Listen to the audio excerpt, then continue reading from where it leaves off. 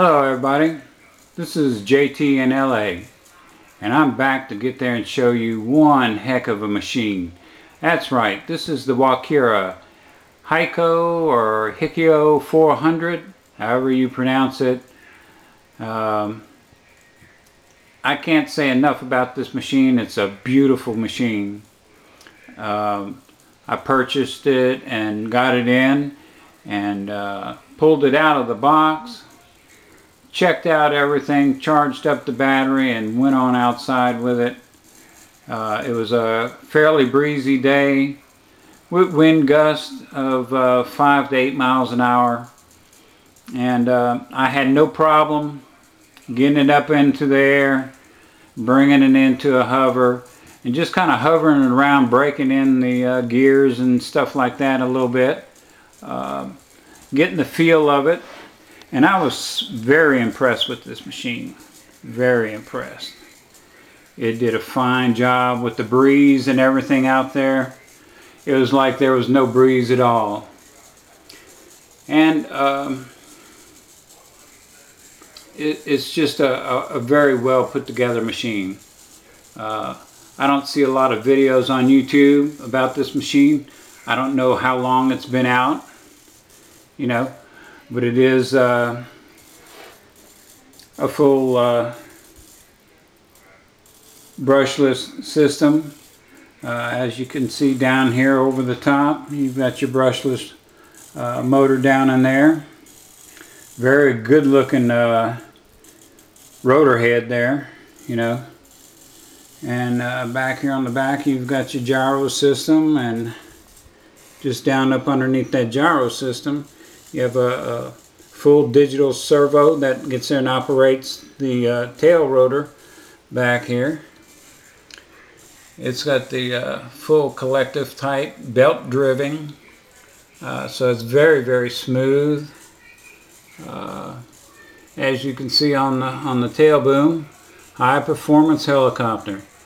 They weren't joking, because this machine really performs very well. And I can't wait to get there and put together some videos for you to see this thing up in flight. It's raining out there tonight, and so I'm not able to get there and do any flying at the moment. But these videos will come. You'll notice in the background I have an older model Walkera 60B. Still full functional. I'm working on it. I purchased it off of eBay for a very good price, and slowly but surely I've been doing some upgrades to it, and I'm going to get there. My next project for it is to replace the radio receiver and put in the receiver that's on these HIKO 400s. Now, I enjoyed this 400 so much and was so impressed at the way it flew and handled and everything that I had to have me another one. So I rushed right back out, and that's exactly what I did. I bought me a second one. So I'm gonna get there and pan over to it. You're gonna notice a little difference, because I rigged this one up a little different. It's the same, I just added some lights to it. And without any further ado, here's a little look at it. It's a very sharp looking machine. I've got some landing lights down there up on the front, and as you can see, they do a pretty good job. They're bright. On one side of the bird you've got your green lights. On the opposite side you got them flashing in the red. You know, I can reach down up under here. I've got a button. I get there and hit it, and I can get there and stop the flashing, and just have the regular nav lights. As you look on further back there at the tail, you can see there's a strobe back there that's taking care of the back section. It's pretty bright. And this is just a little something that I like to get there and do to my birds, you know. I like to have the lights and a little flashiness. I think we all do, you know. And it just brings out the machine, you know, to have a little bit of flashiness to it. Again, there's your brushless motor. On this side of the machine, you can get there and see the digital servo a little better, and your gyro sitting up there.